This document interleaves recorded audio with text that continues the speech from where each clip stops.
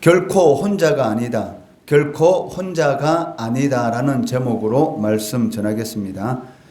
오늘 본문 말씀은 십자가 순환을 앞둔 예수님께서 앞으로 예수님의 고난에 동참하게 될 제자들에게 세상으로부터 아무리 극심한 핍박을 받는다 할지라도 결단코 두려워할 필요 없다라는 그 구체적인 이유에 대해서 말씀하고 계십니다.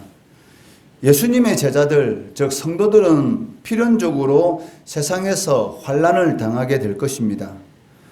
그 이유는 성도는 세상에 속하지 않은 구별된 무리들이기 때문입니다.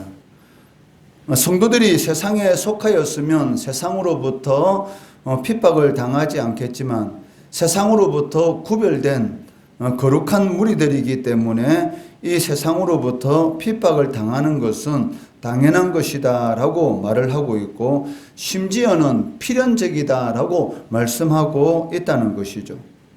그렇지만 성도가 세상에서 환난을 당할지라도 담대할 수 있는 그러한 근거가 있다는 것입니다. 그것은 예수님께서 이미 세상을 이기셨기 때문이다 라고 말씀하고 계십니다. 33절에 보시면 이것을 너희에게 이르는 것은 너희로 내 안에서 평안을 누리게 하려 함이라. 세상에서는 너희가 환난을 당하나 담대하라. 내가 세상을 이기었노라 라고 말씀하고 계십니다. 예수님께서 세상을 이기셨다라는 것은 그 영적인 어둠의 근세인 이 세상 임금 그 사탄에게 승리하셨다라는 그런 의미를 지니고 있습니다. 예수님의 십자가 죽음으로 인해서 치명상을 입은 사탄은 그 마지막 심판 직전에 불과 유황못에 던져지게 되고 그곳에서 세세태로 괴로움을 당할 것입니다. 계시록 20장 10절 말씀해 보시면 또 그들을 미혹하는 마귀가 불과 유황못에 던져지니 거기는 그 짐승과 거짓 선지자도 있어 세세토록 밤낮 괴로움을 받으리라 라고 말씀하고 계시다는 것이죠. 이미 마귀는 심판을 받은 존재입니다. 다만 주님께서 재림하시는 그날까지 하나님께서 어떤 그 신학자의 말대로 마귀를 통해서 하나님께서는 성도를 영단하신다라고 말씀하신 것처럼 마귀가 할 수 있는 것은 무엇입니까? 오직 거짓의 아비로서 성도를 미혹할 수 있을 뿐이라는 것이죠. 즉 성도가 하나님의 말씀대로 살지 않고 세상의 육신의 정욕을 따르는 그러한 삶을 살아갈 때에 틈을 보이게 되는 것이고, 마귀는 그 틈을 비집고 들어와서 성도를 넘어뜨리고 하나님께서 세상에 줄 수 없는 그러한 평안을 누리지 못하는 그러한 삶을 살도록 마귀는 성도들을 속이고 있다는 것이죠. 세상의 것으로 만족할 수 있다라고 끝없이 우리를 미혹하고 있습니다. 그렇지만 그 예수님의 승리를 전적으로 믿고 예수님의 말씀을 붙들고 살아가는 자들에게는 담대할 수 있는 그런 은혜가 임하게 된다라고 말씀하고 계시고, 이 세상에 줄 수 없는 오직 그리스도 안에 있는 평안을 누리게 될 것이다 라고 말씀하고 있습니다. 천만인이 나를 둘러 진친다 할지라도 나는 두려워하지 않을 것이다. 어떻게 그런 일이 생길 수가 있습니까? 10,000명이 자신을 죽이려고 진치고 있는 그런 상황 가운데서 두려움이 없을 수 있다. 그것은 불가능한 것이죠. 그렇지만 불가능을 가능케 하시는 분이 바로 하나님이시죠. 그러한 샬롬의 은혜가 그리스도 안에 있기 때문에 그리스도를 전적으로 신뢰하는 사람들에게는 이러한 은혜가 임하게 될 것이다 라고 말씀하고 계신다는 것입니다. 성도들은 세상에 속하지 않았다라는 것 때문에 환난을 당하게 될 것이지만 절대로 절망하지 말아야 할 이유가 있습니다. 그것이 바로 승리를 거두신 예수님을 의지하기 때문이고, 예수님 안에 성도들만이 누릴 수 있는 진정한 평안이 그 속에 있기 때문입니다. 예수님께서는 자신의 이름으로 구할 때 성부 하나님께서 반드시 응답해 주신다라고 말씀하고 계십니다. 26절 말씀해 보시면 너희가 내 이름으로 구할 것이요 라고 말씀하고 계시는데, 여기 구하다라는 이 단어는 아이테오라는 단어를 사용하고 있습니다. 이 아이테오라는 이 단어는 하나님께서 공식적으로 응답해 주신다라는 그런 약속을 나타내는데 사용된 단어라는 것이죠. 즉 하나님께서 예수님의 이름으로 기도하는 성도들에게는 반드시 응답해 주실 것이다 라는 것을 공식적으로 선포하는 그런 의미를 지니고 있다는 것입니다. 이처럼 예수님의 이름으로 성도가 기도할 때 하나님께서 반드시 들어주시는 그 이유가 무엇입니까? 27절에서 두 가지로 말씀하고 있는데 27절 말씀해 보시면 이는 너희가 나를 사랑하고 또 내가 하나님께로부터 온 줄 믿었으므로 아버지께서 친히 너희를 사랑하심이라 라고 말씀하고 계십니다. 하나님께서 성도들의 기도를 반드시 들어주시는 그 이유가 무엇이냐면 성도들을 사랑하시기 때문입니다. 성도들을 사랑하시기 때문에 성도들이 하는 모든 기도에 대해서 반드시 응답해 주신다라고 말씀하고 있습니다. 그리고 성도들을 사랑하는 이유에 대해서 두 가지로 말씀하고 계시는데 첫 번째는 제자들이 예수님을 사랑하였기 때문인 것이죠.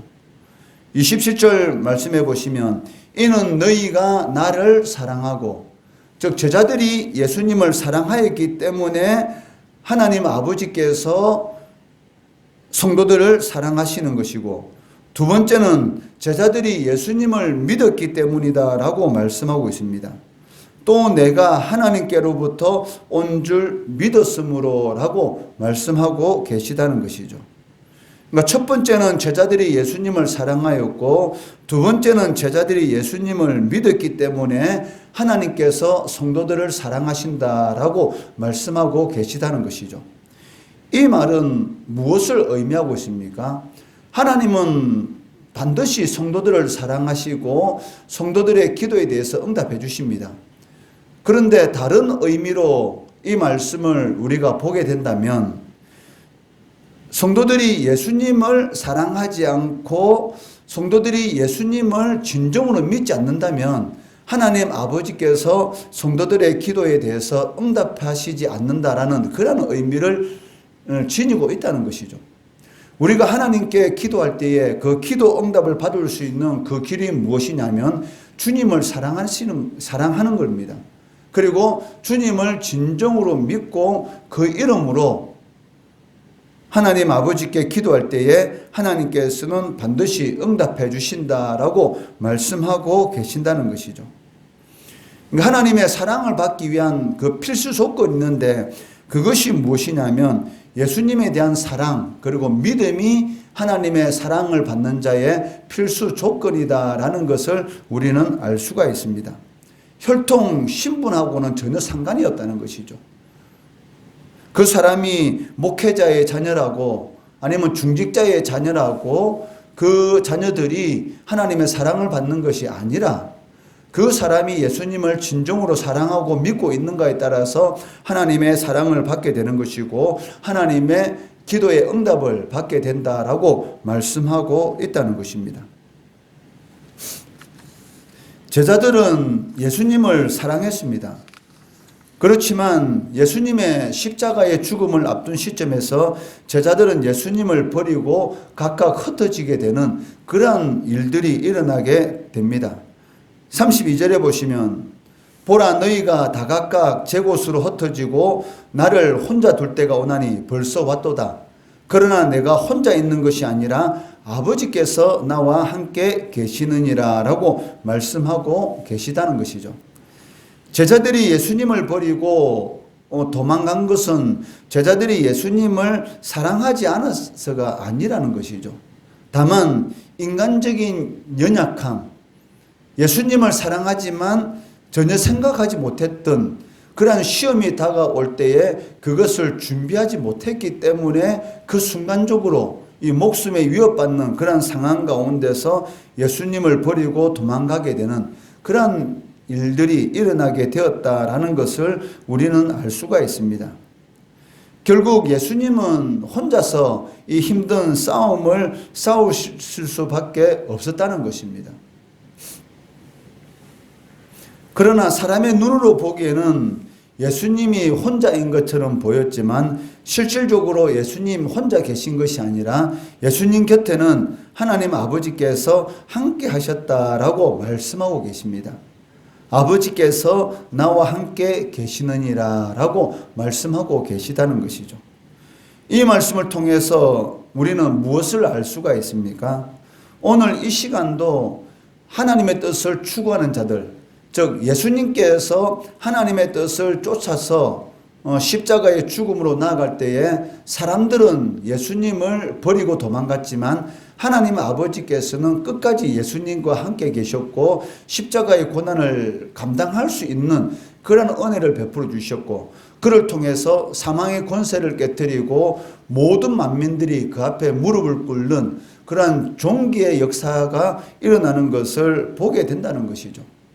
그러니까 사람의 눈에는 예수님 혼자 계신 것처럼 보였지만 실질적으로는 하나님 아버지께서 함께 하셨다라는 것을 오늘 말씀을 통해서 하신 것처럼 오늘날도 하나님의 뜻을 쫓는, 그리고 하나님의 뜻을 힘써 추구하는 모든 성도들에게는 하나님께서 함께 하신다는 것입니다.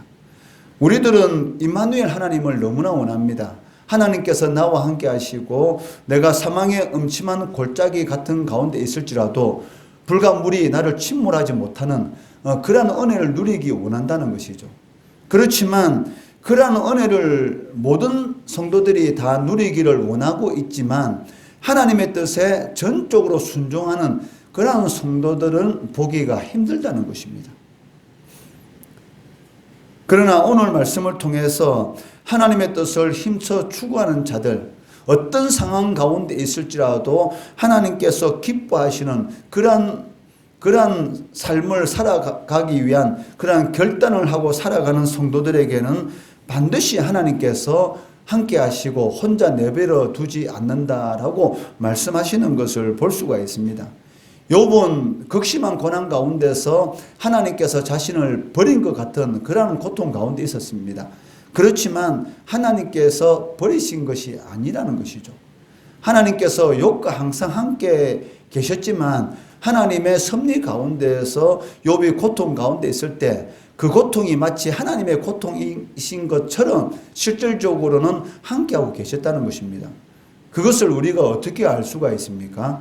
욥기 38장 이후로부터 하나님께서 욥에게 왜 그런 극심한 고난이 욥에게 임하는지에 대해서 이 자세하게 그리고 이 부드러운 그러한 음성으로 이렇게 설명을 해주지 않습니까? 내가 천지 만물을 창조할 때 너가 있었느냐? 즉 너의 힘으로 이 표범의 이런 그 가죽의 색깔을 변화시킬 수 있느냐?